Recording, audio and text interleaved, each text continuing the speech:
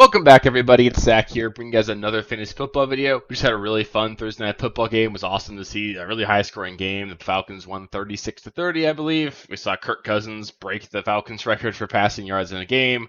Pretty much everybody you would have wanted to be fantasy relevant was. I mean, I guess Bijan and Rashad White were just okay, but nobody really disappointed like crazy. And it was nice to see a lot of involvement. Darnell Mooney looks like a monster. Drake London broke out. Mike Evans scored 2 touchdowns. So really fun game in general. Hopefully you guys enjoyed it. In this video, I'll be going over the remaining starts and sits for week 5. So I'll be covering the final 7 games. If there is a game that I did not mention in this video, it's because I covered it in the first video. So I highly recommend you guys go watch that one for some insight there as well. As always, if you guys do have any specific start sit questions, just let me know in the comments below. I love helping you get those lineups set. Always fun to sort of see which questions you guys have. It helps me set my own lineups as well because I often have similar questions or decisions to make that you guys do. So it's just fun to sort of, quick gut check, see what I would actually recommend someone else do, because it even helps me set my lineups and all that. So yeah, really fun making these videos. We got a lot of good football games this weekend, and just sit back and enjoy. Let's get into it. Starting things off with the Ravens at the Bengals. Hopefully the Bengals can put up some points in this game because Baltimore has just absolutely dominated their last 2 opponents. So we haven't needed to see the Ravens throw the ball very much the last couple of weeks, which has made it really difficult to trust any Raven pass catchers. For the Ravens, though, Lamar, Derrick Henry, they're must-starts. They're effectively 100% of the offense lately.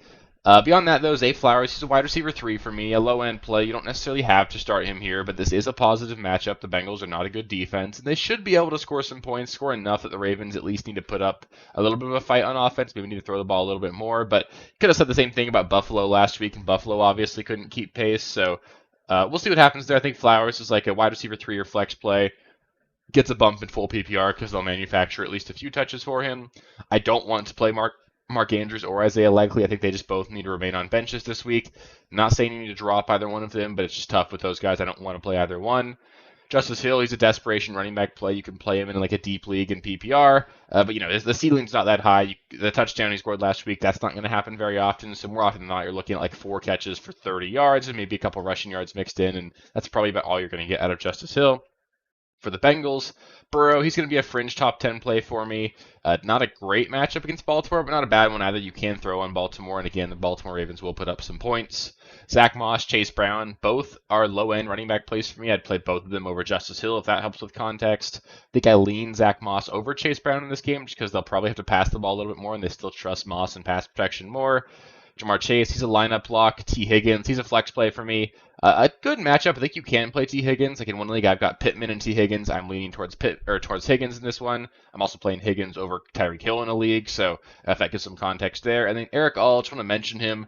Looks good. He's playing a surprising amount of snaps for me. I think he's eventually going to potentially overtake Mike Gesicki as the primary tight end in this offense, and I think he's a good player, and there's room for him to be good in this offense. So just keep an eye on him.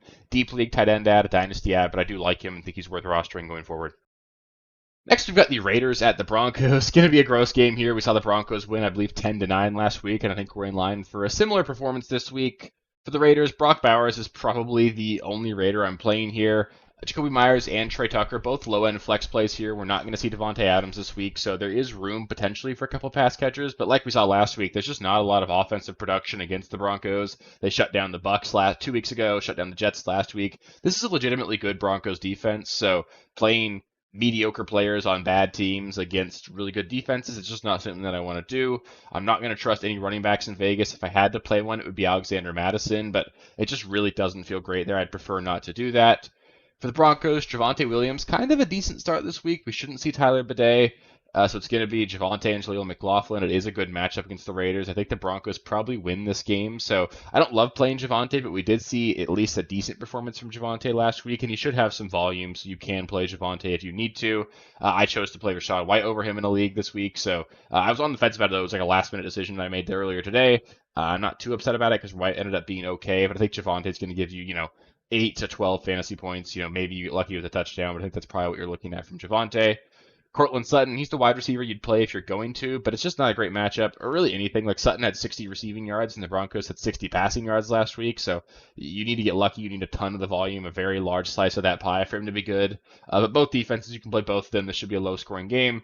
Both quarterbacks will probably turn the ball over at some point. I think you can play both defenses in this game. The Broncos might be the defense 1 this week.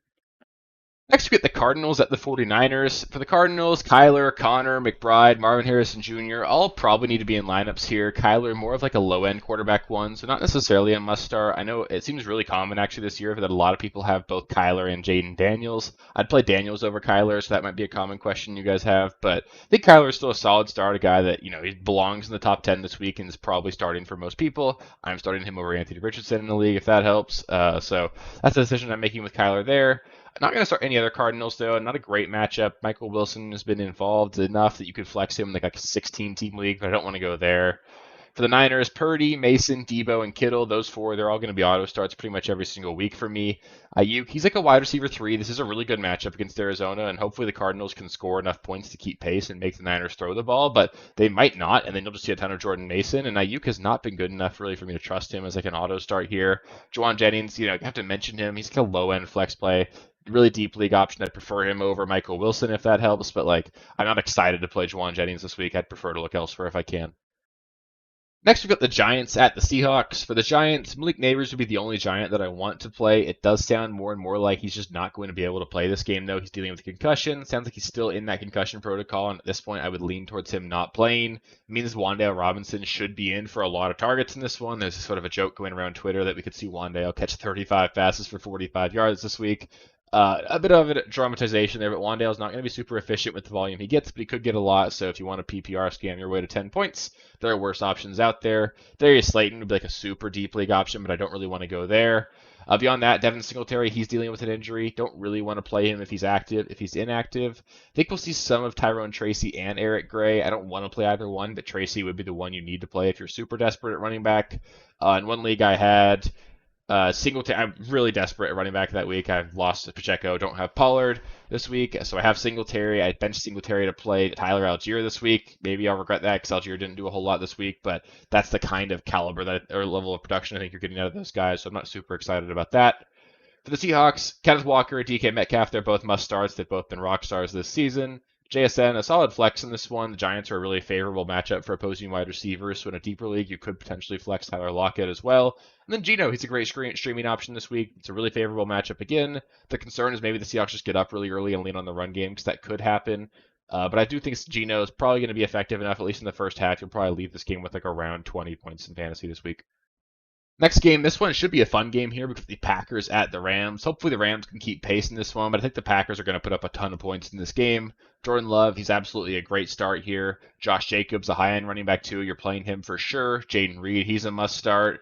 Dontavian Wicks, Romeo Dobbs, and Tucker Kraft, all really solid options as well. I'd be surprised if all of them hit, just because you're going to need the Packers to probably put up 30 plus fantasy points for all of the guys I'm mentioning here to hit. But I think there's enough volume, enough opportunities for all those guys to go around. You're probably playing all of them.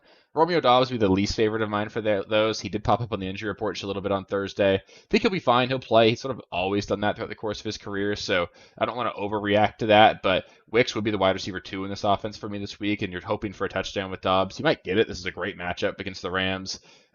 Outside wide receivers, great against the Los Angeles Rams. So it's a good matchup for sure. I think Dobbs and Wicks are both in line for good games. And then Tucker Kraft is a really solid tight end option. Kyren, really the only Ram that I want to start this week. He's just effectively the entire offense here. For the pass catchers, though, Jordan Whittington and Tutu Atwell, both low-end flex plays. I would prefer Whittington to Atwell if I needed to pick one of those guys. And then I guess Colby Parkinson, low-end streaming option. I prefer Tucker Kraft. I prefer Zach Ertz. Jawan Johnson is a similar caliber play, so you could stream Parkinson, but I don't really love it. I think there are better options available for you. Next, we've got the Sunday night game here. We've got the Cowboys at the Steelers. For the Cowboys, the entire offense here is going to be CeeDee Lamb and Jake Ferguson. We saw Brandon Cooks get put on the injury report here. Not going to play in this one. He's got an infection in his knee due to an injury or a surgery he had earlier on this offseason. You're not going to see Brandon Cooks for this week and probably for a little bit longer. So keep an eye on Jalen Tolbert. He's looked good enough so far this season. I think there's maybe room if this Cowboys offense gets rolling that we could see a secondary wide receiver be useful, and it would be Tolbert if it happens. So just keep an eye on him. I think he probably needs to be rostered just to see what happens there. Dak Prescott, he's a low-end quarterback 1 for me. Really tough matchup against the Steelers. I know they kind of gave it up to the Colts last week and Joe Flacco, but they're a good defense. I'm not going to overreact to that. The Cowboys have not looked good the last couple of weeks. I do think that if you need to, you could play Dak, but I think he's like a low-end option. I'd play Kyler over him. Jordan Love's a much better play. I think there's some streaming options you could play over him, but in general, Dak's probably a starting guy for us. The Steelers, George Pickens is really the only lock in your lineup. You're playing him for sure. Justin Fields and Pat Freiermuth, really solid streaming options. You're probably playing Freiermuth regardless. He's the only tight end with 4 or more catches every single week this season, so it's great to see a guy with that volume. It's reliable production out of the tight end position, which we don't really see anywhere right now. So Freiermuth, you're playing. Justin Fields, a solid streaming option.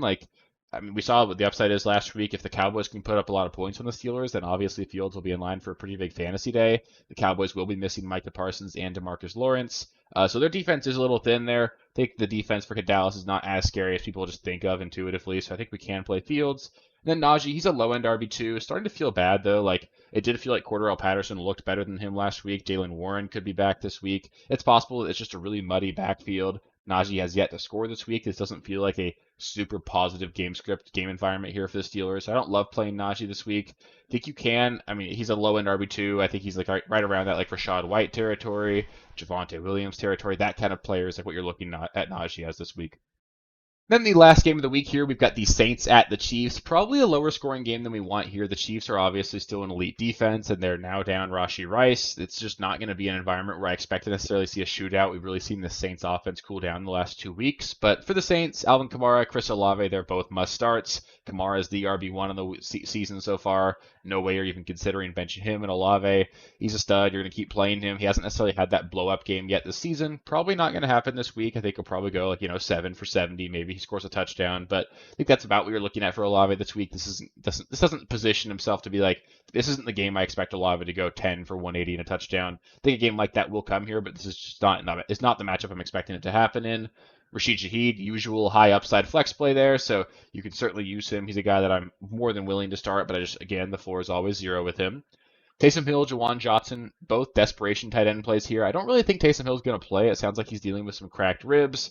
If he is inactive, Juwan Johnson's actually a decent tight end streaming option. I'm on the fence between him and Zach Ertz in one of my leagues this week.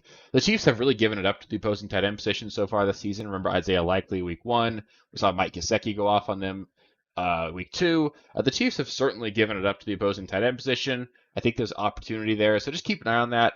But it's not necessarily the best option. It's just that Juwan Johnson, he's a talented player whenever he can be healthy, and there is room for more pass catchers in this offense behind the top 2 receivers and Kamara. For the Chiefs, I think Kareem Hunt and Travis Kelce are probably the only 2 Chiefs I want to play. Kareem Hunt does seem like a lock to probably just be a solid low-end RB2 the rest of the way. I'm not really worried about CEH factoring in very much here. It'll be interesting to see what happens there, but I don't necessarily expect him to be super involved. Travis Kelce just might be the tight end 1 going forward. If you have Kelce, you kind of lucked into it with Rashee Rice going down. They need him so bad that he's just going to be hyper-targeted. Patrick Mahomes, he's a streaming option for me, and this is just not a great matchup, so I don't really want to play him.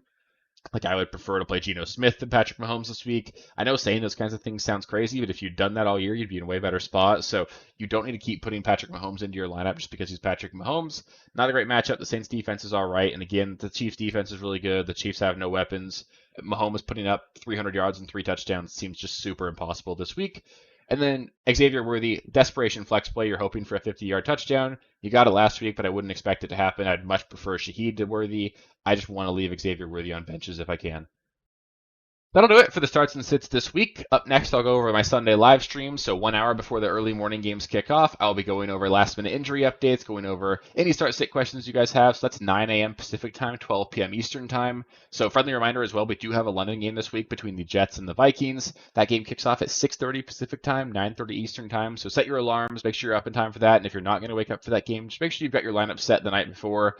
If there's anybody questionable in that game, it sounds like there's nobody really hanging in the balance there, but you'd hate to wake up at 8 p.m. Pacific time and see that one of your guys ended up being a late inactive. So it helps if you can wake up for the game, but obviously not everyone's going to wake up at 6 o'clock to watch a football game. I'm sure I will, but just keep that in mind. Make sure you guys don't get caught off guard by that.